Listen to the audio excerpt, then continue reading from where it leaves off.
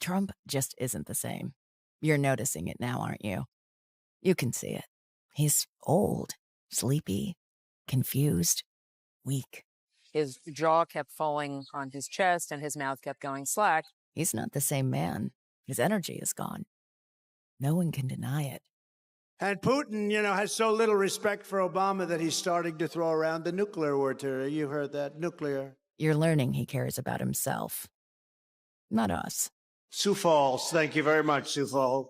It's all right. We've all had parents who we loved, but who changed over the years. Needed help, needed understanding, needed care. Including Obama. I'll tell you what, you take a look at Obama and With Trump, it's happening. I want to start by talking about the Lincoln Project ad for two reasons. First, anyone who's been paying attention to Donald Trump can see that he has been struggling a lot in recent months. His energy is low, and he can barely manage his rallies anymore. When he does speak, whether it's at a press conference, in an interview, or during one of his chaotic rallies, he often sounds more erratic than ever. He struggles to form sentences and to get any clear point across. It seems like he's experiencing a real cognitive decline. The second reason I want to show that ad is that it includes reporting from the New York Times' Maggie Haberman. She mentioned how Trump was falling asleep during his own trial, which really damaged his image. But now Haberman has even more to report. Not only is Trump's mental state in question, but he also said something about Kamala Harris that shows just how scared, angry, and unhinged he is as we get closer to the election.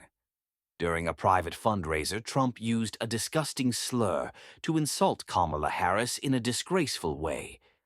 We're going to break down all of this, but before we dive in, I'd really appreciate it if you could leave a like on this video.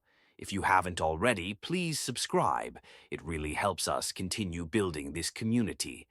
Now, let's first look at a clip from one of Trump's recent rallies that will help explain the context behind what he said.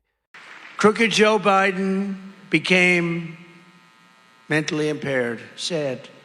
But Lion Kamala Harris, honestly, I believe she was born that way. There's something wrong with Kamala. And I just don't know what it is, but there is definitely something missing. And you know what?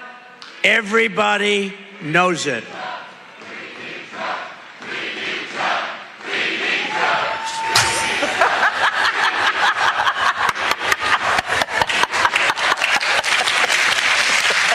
This has been the line that Donald Trump is using against Kamala Harris. He says that she has a low IQ, she's not smart, or is mentally impaired, which is just so disgusting to say, and it's really just an offensive comment from Donald Trump. But of course he doesn't care. He is willing to say anything that he wants because of his own insecurity. It is complete projection from Donald Trump, from someone who actually has never been smart and has always known it, and it is the reason why he continues to unravel more and more. The reason why he projects more and more is because he knows how badly he is losing this race, and that is what led him to say what he did in this breaking news reporting. This obtained audio from Maggie Haberman that she is reporting on, and I want to take a look at it. Trump uses a shocking slur about Kamala Harris during a private fundraiser, Maggie Haberman reports. Donald Trump took his seat at the dining table in his triplex penthouse apartment atop Trump Tower on the last Sunday in September, alongside some of the most sought-after and wealthiest figures in the Republican Party. Some politicians might have taken the moment to be charming and ingratiating with the donors. Not Trump, though. Over steak and baked potatoes, the former president tore through a bitter list of grievances. He made it clear that people, including donors, needed to do more, appreciate him more, and help him more. He disparaged Vice President Kamala Harris as the R word. He complained about the number of Jews still backing Harris, saying they needed their heads examined for not supporting him despite everything he had done for the state of Israel. At one point, Mr. Trump seemed to suggest that these donors had plenty to be grateful to him for. He boasted about how great he had been for their taxes, something that some privately noted wasn't true for everyone in the room.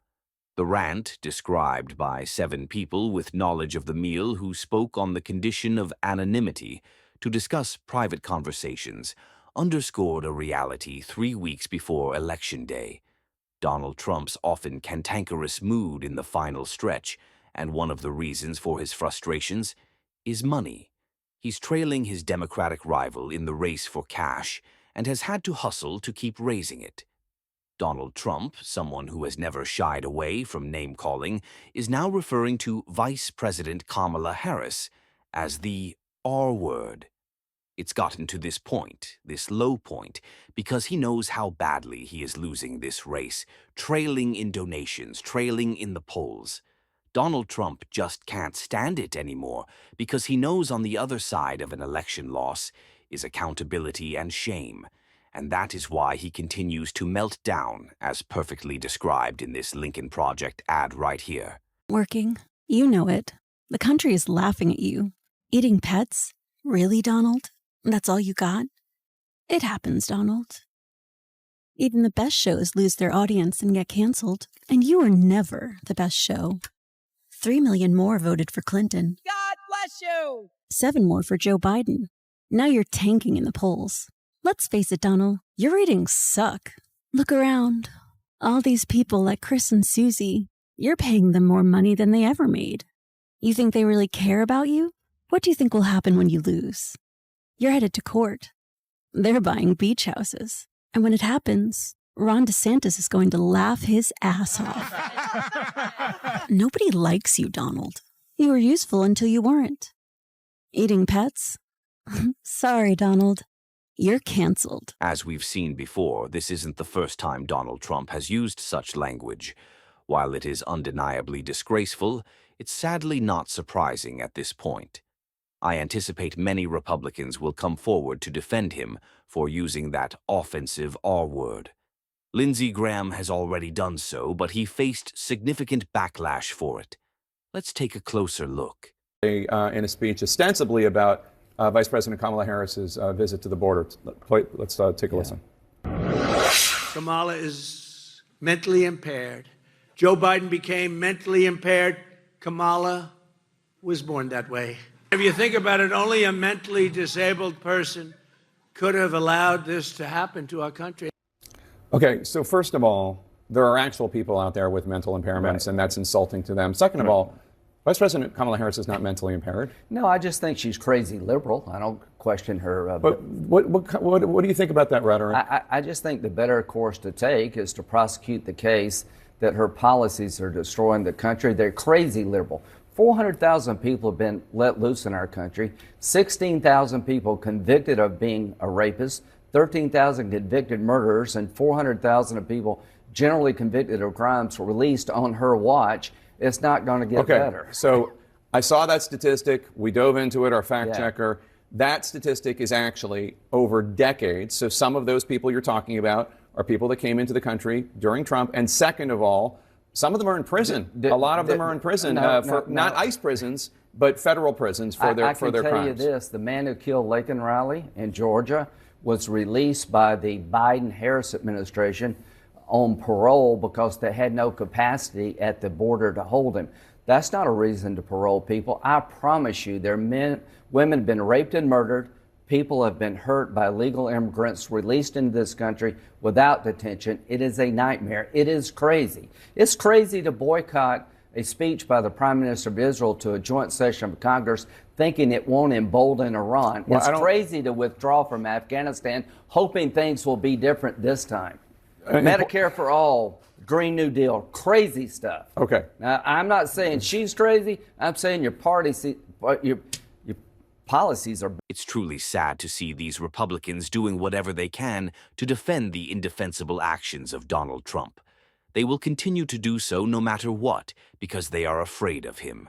Spineless figures like Lindsey Graham will keep defending whatever Trump says in the most disingenuous ways. Similarly, J.D. Vance will keep defending Trump's 2020 election loss, acting as if it never happened. His go-to non-answer whenever he's asked about it, as we can see in this clip right here. Lost in 2020. So definitively, can you say, separate from your concerns about corporate censorship, do you believe Trump lost in 2020? What I find, look, as I said in that interview, and I'm going to say to you right now, I think the election of 2020 had serious problems. You want to call it rigged, call it whatever you want to. It wasn't okay. It is incredibly sad to watch how spineless the members of the Republican Party have become. We know Lindsey Graham knows better. He's even admitted it in private conversations. He knows what a disaster Donald Trump is. On January 6th, after his life was threatened, Graham said he was done with Trump, only to come crawling back like the political pet he is. The same can be said for J.D. Vance, who only seems to care about advancing his own career. These people lack courage, they're cowards, spineless, and we must call them out just as we call out Donald Trump. We'll continue to do that on this show every single day. If you want to support that, as always, you can hit the subscribe button, leave a like on this video, and if you made it to the end, drop a blue heart in the comments. Until next time, see you soon.